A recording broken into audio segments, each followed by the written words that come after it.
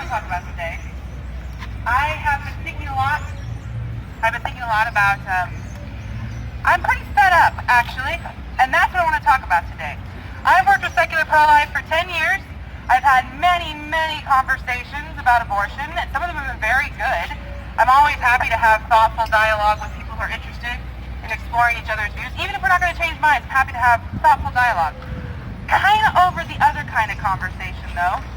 And by that I mean conversations with what I've started to think of as the casual, comfortable, pro-choice person. And by that I mean people who, this isn't a top political topic for them. It's not something that they know a lot about or dig into a lot, but they still identify as pro-choice because they've picked up on the idea that that's the right side to be. The right side of history, the side of progress and freedom of religion and equality. And so even though they don't know a lot about the situation, it doesn't stop them from being kind of scandalized that I think, whatever it is I think, they don't actually have any idea, but it probably involves hating women or something. And so they sort of clutch their pearls at the fact that I'm against abortion. They talk to me as if I owe them an apology or an explanation, even as they say many nonsensical things that they can't back up in any way. So, for example, many people have no understanding of American abortion law. I can't tell you how many people have told me that abortion is illegal after the first trimester. That's not true literally anywhere in the country. Even in the most restrictive state, Mississippi, you can get a non-medical abortion legally until the 5th month, okay? They think that anti-choice forces are bringing us into the dark ages. They don't realize we have some of the most liberal abortion laws in the world. We are one of only 7 countries where it's legal to get a non-medical abortion after 20 weeks, right there with North Korea and China. They don't realize that Roe v. Wade makes us this way. They think that all Roe v. Wade did was made abortion a legal option. Actually, what it did was it made it almost impossible to have any kind of restrictions before viability, which is about 6 months into the pregnancy.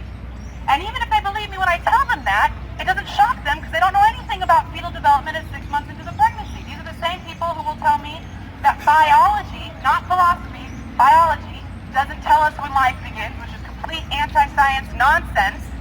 They'll use the phrase clumps of cells as if we're aborting amorphous spheres of genetic material instead of small humans with heartbeats and brainwaves and organ systems. And if you show them video footage of Planned Parenthood harvesting those organs, they'll just say heavily edited over and over again, even though there's no evidence that that part was heavily edited. They don't know what they mean when they say that. There's no evidence of audio manipulation, and Planned Parenthood itself doesn't even deny that they take organs from late-term fetuses.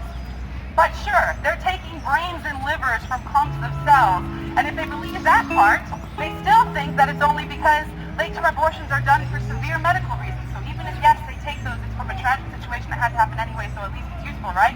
Unfortunately, the research actually shows that even at 21 weeks or later, 80% of these abortions are not done for health-related reasons. It is a pleasant fiction to think that we are tearing children apart limb from limb only for the most tragic and dire situations. The reality is far less comfortable. We even have abortion providers, and they'll talk openly in interviews publicly about how in 3rd trimester they will abort healthy, viable babies. But the comfortable pro-choice people don't want to talk about that or hear it at all. And even if they believe me when I point out that we're killing small humans and that our abortion laws are insane and that late-term abortion is not usually for health reasons, what is the comfortable pro-choice person supposed to do? They can't be on our side. We're the side of the old, rich, white, conservative Christian men, right? Unfortunately, that's not really real either. Actually, young people are just as likely to be against abortion as our parents and our grandparents.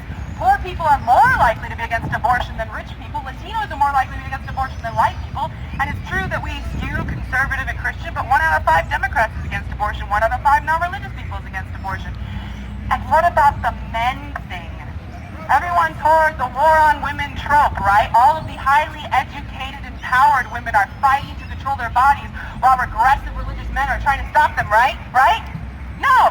Actually, women are just as likely as men to be against abortion. There are literally tens of millions of American women against abortion. When I point this out, you see the true feminist colors. Because then the answer is, it must be that I am an internalized misogynist I couldn't possibly be against abortion because it's destroying millions of humans. It must be because I hate myself. What a convenient, comfortable theory so that you don't have to think too much about this. Everyone who disagrees with you, it's just deep-seated prejudice, right? The reality is that I am a young, atheist, pretty broke, millennial woman who is strongly against abortion. I am standing right here! So stop acting like I don't exist!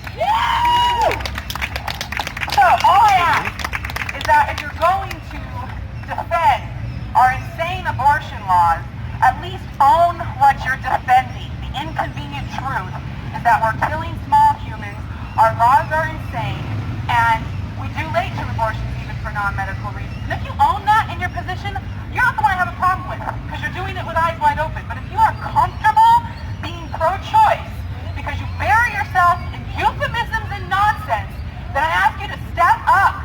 If you really want to defend this, do it with eyes wide open. That's all I'm asking.